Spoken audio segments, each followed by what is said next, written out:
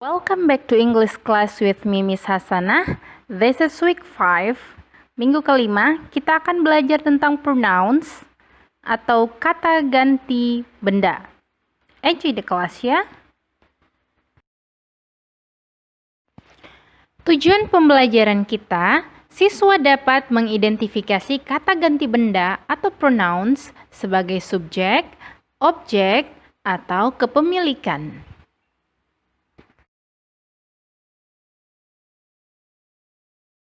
Kita mulai dengan subject pronoun atau kata ganti benda sebagai subjek. Subject pronoun itu ada beberapa, dimulai dengan kata I, saya, you, kamu, we, kami atau kita, they, mereka, she, dia perempuan, he, dia laki-laki, dan it, dia untuk benda. Mari kita lihat contohnya dalam kalimat. Kita akan menggunakan kata know yang artinya tahu, dan kita akan menggunakan subject pronoun. Di bahasa Indonesia itu biasanya disebut subjek. Nah, di bahasa Inggrisnya itu subject, dan pronoun artinya kata ganti. Kita mulai dengan yang pertama. I know Emily. Emily itu nama perempuan. Saya know Emily, tahu Emily atau kenal Emily. Kalau kita mau ganti dengan you know Emily. Kamu tahu Emily. We know Emily. Kita atau kami kenal Emily. They know Emily. Mereka kenal Emily. She knows Emily. Dia perempuan kenal Emily. He knows Emily. Dia laki-laki kenal Emily. Dan kalau it itu mengganti benda atau kadang juga artinya itu, it is nice. It kadang ada artinya, kadang dia menunjuk kepada benda tertentu. Misalkan kayak kucing. Jadi it itu dipakai untuk benda yang hidup selain manusia, misalkan hewan, pohon, rerumputan, meja, kursi, tapi yang hanya dalam jumlah satu saja. Misalkan satu kucing, itu boleh diganti it. Satu bunga boleh diganti it. Satu pohon boleh diganti it. Satu meja juga boleh diganti it. It is nice. Misalkan kita mau bilang kalau cuaca bagus, cuaca bisa diganti it. Oh, itu bagus.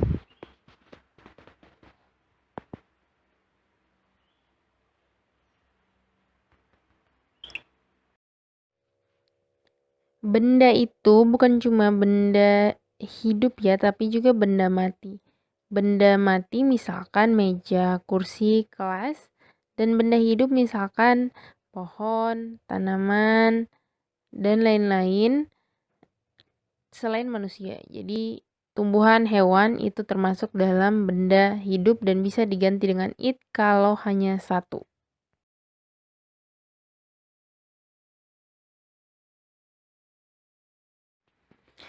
Selanjutnya, object pronouns atau kata ganti benda sebagai objek.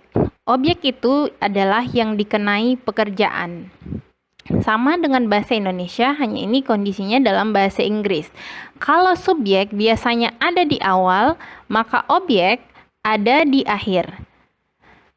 Dan penyebutannya walaupun sama artinya saya, kalau subjek itu dia disebut I. Kalau di objek, mari kita perhatikan tabel.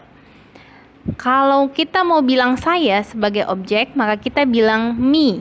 Me artinya saya. You tetap tidak berubah. You. Us untuk kita atau kami. Them untuk mereka. Her untuk dia perempuan. Him untuk dia laki-laki. Dan it untuk dia benda. Yang tidak berubah di sini hanya you dan it. Coba lihat di contohnya. Kalau di subjek tadi, saya tahu Emily, maka kita bilang I know Emily.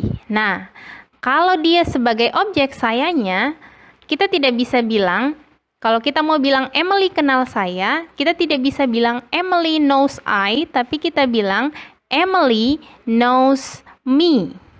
Karena sebagai objek, saya itu ditulis me. Kemudian Emily kenal kamu berarti Emily knows you. Emily kenal kita atau kami, kita bilang Emily knows us, bukan Emily knows we. Emily kenal mereka, kita tidak bisa bilang Emily knows they, tapi kita harus bilang Emily knows them. Kalau Emily kenal dia perempuan, kita bilang Emily knows her. Kalau kita mau bilang Emily kenal dia laki-laki, kita tidak bisa bilang Emily knows he, tapi kita bilang Emily knows him.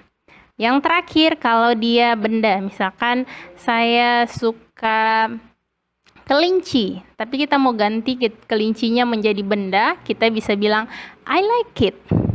Saya suka kelinci. Kalau kelincinya hanya ada satu, kamu bisa bilang I like it. I like rabbit, atau kamu bisa bilang I like it.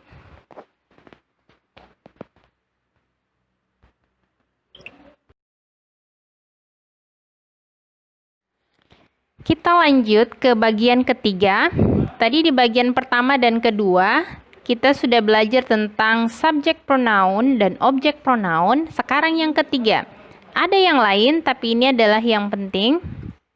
Nah, yang disebut dengan possessive adjective pronoun, kata ganti benda sebagai penunjuk sifat kepemilikan. Possessive itu kepemilikan, adjective itu sifat, pronoun kata ganti. Jadi kata ganti benda sebagai penunjuk sifat kepemilikan. Misalnya kamu mau bilang, coba lihat kolomnya di situ. Kalau kita mau bilang buku saya, kita tidak bisa bilang, kamu pernah ingat kalau saya itu I, tapi kalau kita mau bilang buku saya, kita tidak bisa bilang I book, tapi kita harus bilang my book. Bahasa Inggrisnya kamu itu you, tapi kalau kita mau bilang buku kamu, kita tidak bisa bilang you book, tapi your book. Bahasa Inggrisnya kita atau kami itu we, tapi itu sebagai subjek. Kalau kepemilikan kita harus bilang our books. Buku mereka, their books.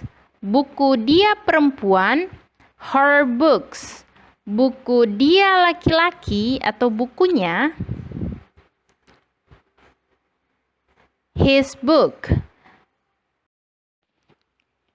Kalau untuk benda, misalkan kita mau bilang mata kucing, kita bisa bilang cat's eyes. Atau kalau kita mau ganti dengan possessive adjective, maka dia akan menjadi its eyes, matanya.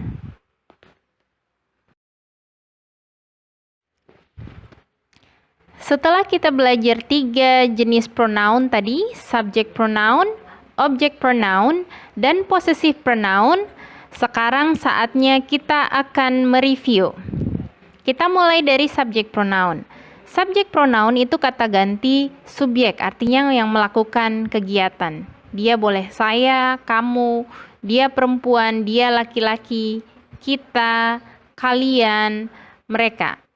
Kemudian ada objek pronoun. Ini kata ganti objek yang dikenai pekerjaan. Misalnya, dia melihat kamu. Nah, kamu yang kedua itu adalah objeknya. Artinya yang dikenai pekerjaan. Kemudian kepemilikan, possessive adjective. Misalkan punya siapa? Punya saya, punya kamu, punya dia laki-laki, punya dia perempuan, punya benda, punya kami, dan punya mereka. Coba lihat di situ, you itu ada 2 artinya, makanya dibuat jadi 2 di situ.